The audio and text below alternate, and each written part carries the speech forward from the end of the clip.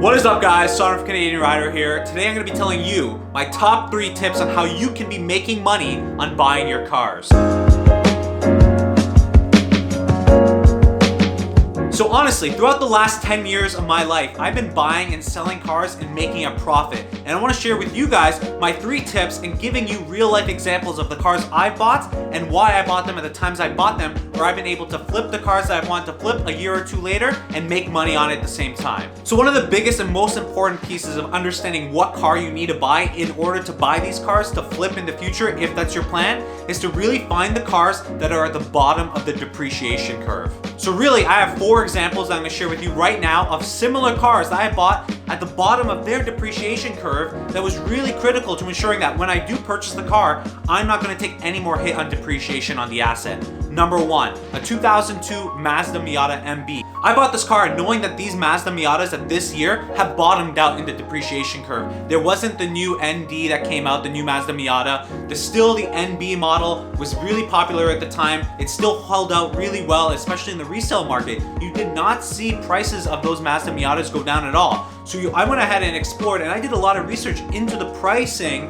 of these cars for the last 6 months, and I realized, these aren't depreciating anymore. These are still a hot car, really popular car, really a wanted car, especially in a lot of car communities. So right away, that was a really good key, critical ingredient for purchasing that car, is that I know there's value in there. The other example of a car that I bought recently was a 2002 Honda S2000. You all know the Honda S2000 is heralded as one of the greatest driver cars ever made. Honda really did an amazing job with that engine, and that's another reason why I bought that car. It was at the bottom of its depreciation curve. There's no successor to the Honda S2000. There was still a lot of demand for it, and actually prices were actually increasing over time for that car, especially if you find a good clean model. So again, a Honda S2000, the Mazda Miata, 2 other examples of, again, cars that really had their depreciation finished up, and actually they were plateaued now at depreciation, or they were increasing in value.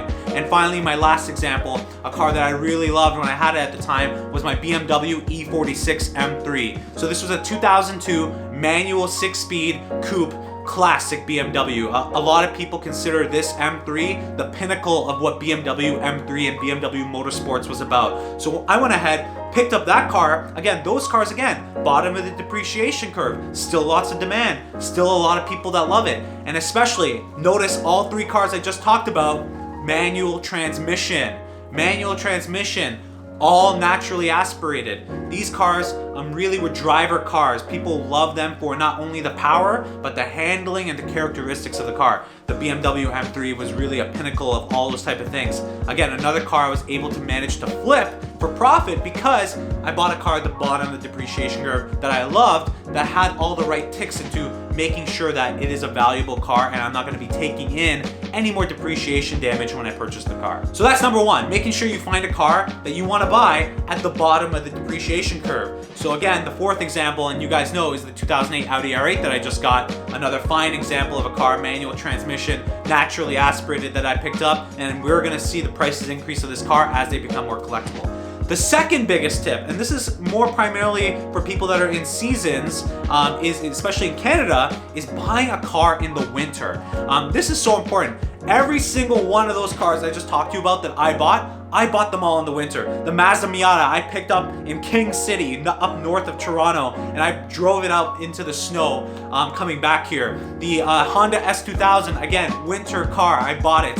BMW M3, again, bought it in the winter, and the Audi R8. You guys know I picked that up in Montreal in the dead of winter. Now, the reason you want to do this is obviously because a lot of people, things can change in the 6 months of snowfall in Canada for people financially. You can go ahead and pick up some real deals where buyers or sellers are way more motivated to sell. You come up to September, October, people are at this point, they're not driving their fancy cars anymore, they're stored away. And you have this period of 4, 5, 6 months. Someone's financial situation could be different, they could be getting married, a whole bunch of different things could be happening. They're much more in tune to, you know what, maybe I should sell the car, maybe I'll take $5,000 off of it, maybe I'll go lower on the price to attract the prospective buyer. Especially in the winter, a lot of people aren't thinking about buying the car right now.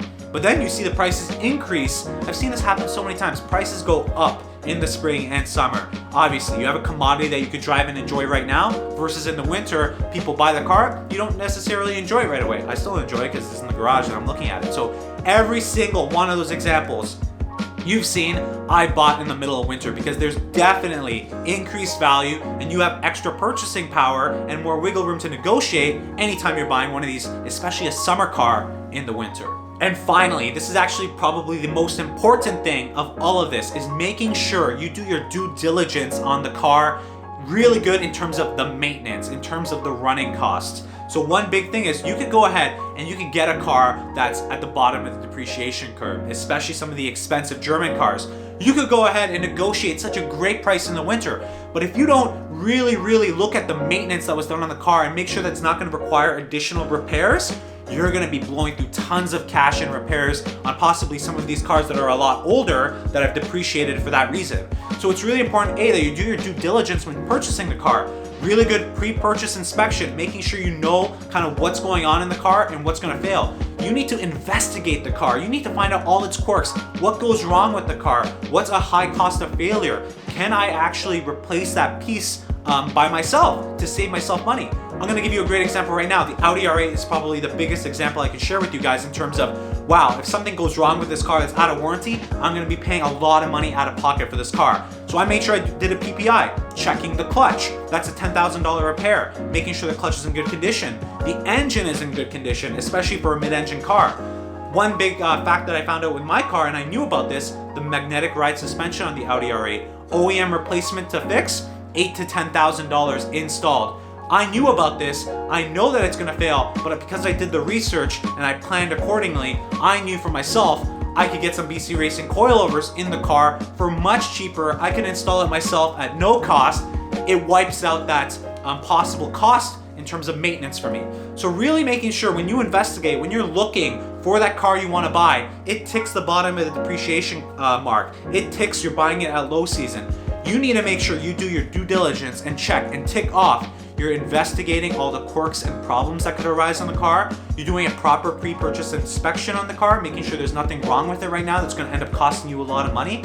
Number 3 is that you have the ability to, if you can, get the labor and do some of the repairs that you may see in the future cheap. You can either get the parts cheap, you can do the labor for free, or you can get a friend to do, or you have a shop that does the labor on the cheap for you. And this is exactly what I did with my previous cars, with the Mazda Miata, all the maintenance I did myself. The BMW M3, I replaced the shocks all in my garage. I did a lot of the key maintenance by myself, buying the parts, and this is part of the fun. This is part of why you're buying this car, is to enjoy the car. And I think that's actually, it's a cost-saving thing, but it's also part of the enjoyment of buying a car like this, is that you're working with the car, you're putting these new parts on. At the same time, you've made a calculated decision in your head. You're buying this car for this price, you're putting some money into it, but now you know in the future you can sell it for profit. So every single one of those cars I talked to you, for example, I sold at a profit after I've had my time with it. The Mazda Miata, for example, I drove for 1 year, had it over the summer, I bought it for $5,000. I followed all those 3 tips that I just talked to you guys about. I sold it for $7,000 the next year. The BMW M3, I had that for a year. I bought it for $7,500. I put around $2,000 in parts into it, drove it for a year, had a lot of fun with it, sold it for profit. I sold it for $500 profit. The Honda S2000, bought it, drove it for another year, put some parts into it. With all the costs associated with it, I sold it for profit again. And the Audi R8 is another one here that I've obviously got at a good price. I knew it's at the bottom of the depreciation curve. I knew well ahead about buying it in the winter, and I knew about the maintenance costs. So I kind of got all those pieces together. I'm not selling that car, but if I wanted to, or if my financial situation changed that made me or forced me to sell the car, I could sell it for profit. I wouldn't be worried. I'm making money off these cars that I'm enjoying and loving. So it's such a pleasure, especially as a hobbyist. I'm a huge car guy. It's like not only is my hobby, I'm enjoying my hobby, but I can actually profit and make money off of my hobby while I'm enjoying the things I love in my life. So that's so important, guys. And if you follow these 3 basic steps on buying a car, and literally these 3 are so important, you don't have to worry about the financial strain or burden of purchasing these cars. You don't have to worry about some of the big out-of-pocket expenses that could happen with other cars. All you have to worry about is following those 3 tips and enjoying the car, and knowing when you're done with it, when life maybe throws you something out of the corner, or maybe something changes in your life, you can go ahead, sell that asset, either break even or make profit. So I don't know what's anything better than that. So if you guys like this video, hit hit the like button. Make sure you guys subscribe. If you have any questions on some of the cars that I went through or any questions on the tips I just mentioned to you, leave them in the comment box down below. I hope this could help you guys. It's a huge, obviously, passion of mine and yours is in cars, so why not try to make those choices in terms of the cars that you can get that will really maximize your financial future by taking away the big portion depreciation costs, the maintenance costs off of the car, and making sure you're getting the best value for your money. So I hope you guys enjoyed this video. It was a pleasure for me to make it. We're over 16,000 subscribers, guys. I'm so happy. Thank you guys so much for everything that you're doing. Spring is here very soon. We're going to be doing a lot of great content, and I'll see you guys in the next video.